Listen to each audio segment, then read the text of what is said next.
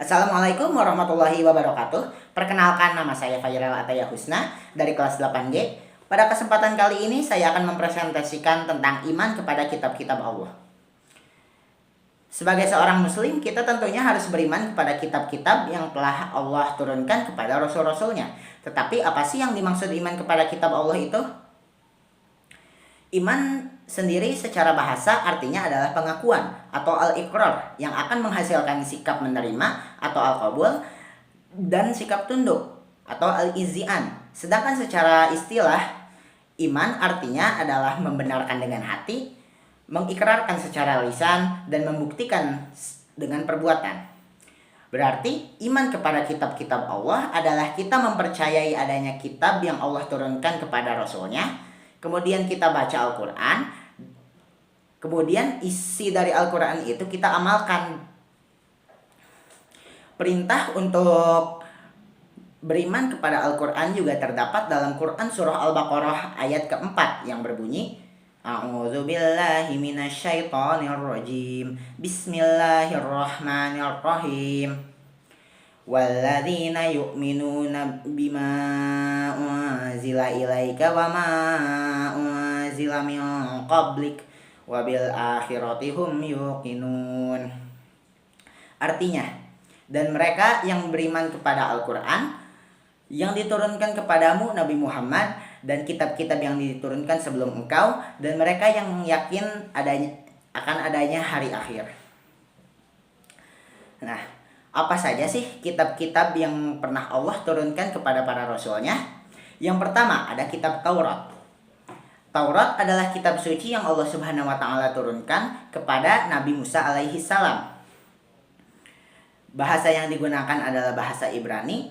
Kandungan yang ada dalam kitab Taurat adalah tentang hukum syariah dan juga moralitas serta petunjuk dan pedoman hidup bagi Bani Israel.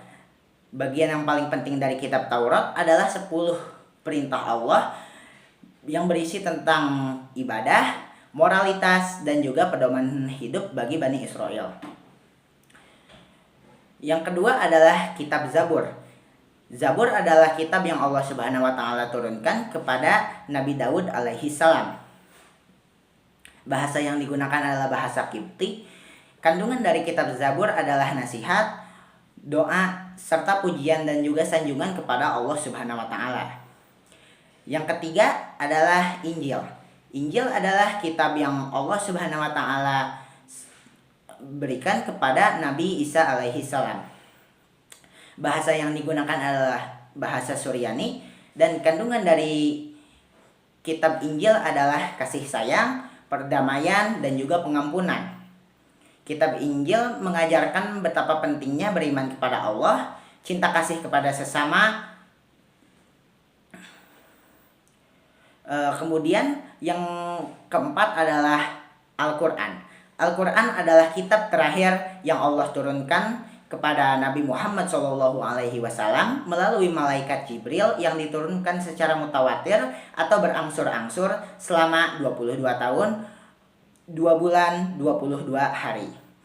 Al-Quran juga merupakan mukjizat terbesar dari Nabi Muhammad SAW.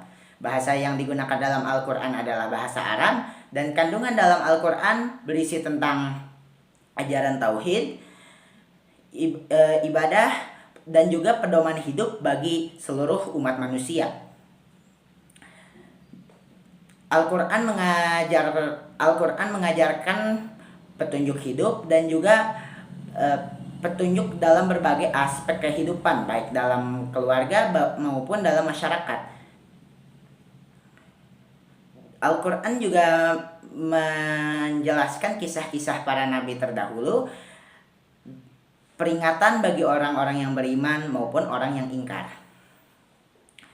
Kemudian ada juga yang kitab yang Allah turunkan kepada Nabi Ibrahim, yaitu bernama Suhuf Ibrahim. Nah, berbeda dengan kitab-kitab lainnya, Suhuf Ibrahim ini hanya berupa lembaran-lembaran yang Allah turunkan kepada Nabi Ibrahim. Nah, bahasa yang digunakannya masih belum diketahui secara pasti, tapi kemungkinan bahasa yang digunakan adalah bahasa Semit kuno.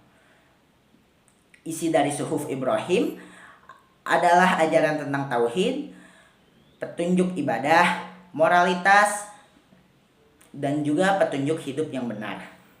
Kemudian yang terakhir ada yang dinamakan Suhuf Musa. Sama seperti Suhuf Ibrahim, Suhuf Musa juga adalah lembaran-lembaran yang Allah turunkan kepada Nabi Musa alaihi salam sebelum Taurat diturunkan kepadanya. Bahasa yang digunakan adalah bahasa Ibrani, dan kandungan dari Suhuf Musa adalah ajaran-ajaran awal tentang keimanan, petunjuk ibadah, dan juga prinsip-prinsip moral yang diajarkan kepada Bani Israel.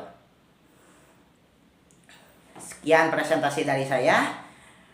Kurang lebihnya saya mohon maaf.